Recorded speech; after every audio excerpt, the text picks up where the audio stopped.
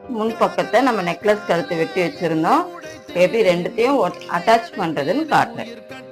கரெக்டா அப்படி வச்சுக்கோங்க. இந்த 2 ஃபுட்டுல சிங்கிள் ஃபுட்டு அப்படியே அழகா அப்படி நெக்க கொஞ்சம் கொஞ்சமா நிறுத்தி தைங்க.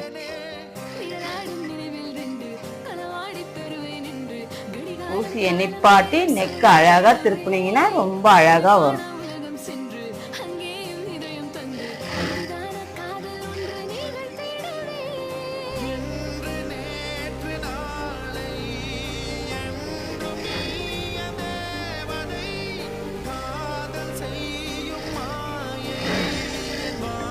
இவ்வளோதான் நெக்கு.